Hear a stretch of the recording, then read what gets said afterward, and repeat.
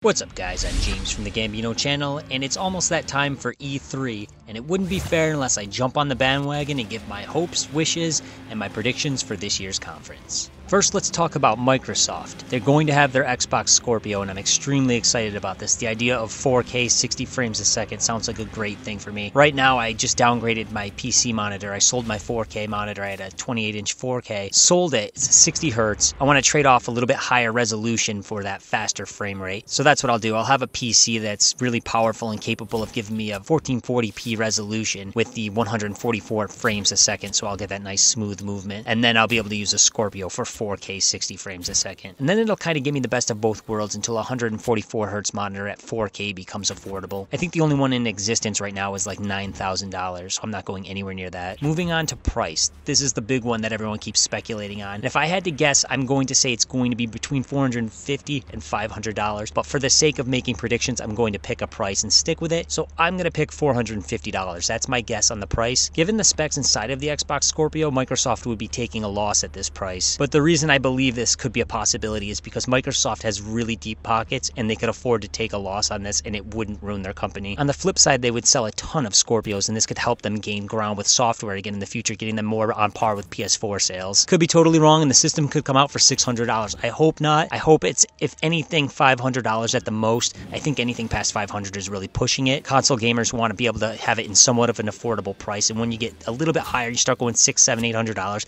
you might as well get a PC. It starts to defeat the purpose of actually going with a console. But that's my guess. $450 I'm going to say. Let's see what happens. Now when we talk about the name Xbox Scorpio, I really wish they would just keep the name Scorpio. They definitely won't. They never do keep the code names, but Scorpio sounds like such a badass name and we have all gotten used to it. I just wish once they would use the actual name that we all get used to. It just starts to feel like the most fitting name for the console, but we could almost be certain it will be changed. A lot of people think it's going to be Xbox One X, which would be kind of cool because if you abbreviate it, the initials would be XBOX, spelling out Xbox. So this isn't a terrible choice. Maybe they're right. I don't know. That's just speculation at this point. And as far as what they may show, I'm really looking forward to Crackdown 3. This is a game I thought was really cool when they first showed it. I love destructibility in video games, such as Battlefield, where they always have the buildings that come down. I was super excited when Battlefield 4 had that first skyscraper that falls down. Unfortunately, it's really hard to trigger, and even if you do trigger it, you can't stop and enjoy the way it's so visually pleasing because somebody's going to shoot you. You got to keep moving and hide. Hopefully with Crackdown 3 having the entire map being completely destructible, you can see some really amazing visuals. And now with the Xbox Scorpio having so much power, I want to see what they would do with something like physics and particle abilities. I want to see how they match up to maybe like something that would be done on a PC. When we watch the conference, we're obviously not going to be able to see 4K resolution from our televisions. Hopefully we will see trailers in 60 frames a second with physics so we can get a feel of how they're more upscaled, similar to the ultra settings of PC games. If people don't know what physics is, check it out for sure on YouTube. Type in PHYSX. It's a feature NVIDIA does and it really enhances the realism of the game. You see some really amazing stuff. A few years back we did see HoloLens, but I don't think they're going to touch much on VR or AR at this point. Pushing out the new console, I think they're going to focus mainly on that, and we will get a verbal mention of things that are maybe to come in the VR AR space. And I think that's fine, one thing at a time. They've got to get their hardware out that they're pushing right now, and then obviously the system is powerful enough to run VR, so I'm sure we're going to get some kind of a solution soon, maybe within another year, maybe next E3 we'll see that. On the other side of the coin, I hope Sony does show us some VR. Now that the PlayStation VR has been out for a while, I really want to see some more AAA style games, and I hope they don't push the PlayStation VR to the background like they have with the Vita. It does seem like people are responding pretty well to the PlayStation VR for those who have actually acquired it. Hopefully they're going to spend a significant amount of time with the PlayStation VR and give us some great games. And who knows, maybe Sony will bring us some kind of room scale capability or new motion controller peripherals that are more on par with the Vive and the Oculus Rift controllers. You know, with VR in general, we usually don't hear much until the conferences are over and the content creators have had time to do some reviews and upload videos. That's when we find out what HTC Vive and Oculus have done. That's one of my favorite parts of E3 is watching the different content creators like Tested go around and do full reviews of a lot of the different individual VR companies and the advancements they've made in the last year. I'm hoping to see some possible advancements on wireless technology in VR. I know in the past a third-party company had been working on a solution for the HTC Vive, and Oculus had showed something that was possibly going to be in the works in the distant future as well. And one of the last things I'm hoping hoping to see with VR some more multiplayer experiences. Recently, the Star Trek Bridge was just released, and that's really bringing people together in VR. It's a very simple thing, but people are having fun interacting. It's that multiplayer interaction in VR that really makes you feel like you're having a good time with people in a virtual space, and I believe that's really important to move VR forward. People need to realize that they can have a good time with people, feeling like they're in another place. It's extremely powerful, and it definitely will help move that medium forward. So that's pretty much everything I'm looking forward to this year at 2017 E3.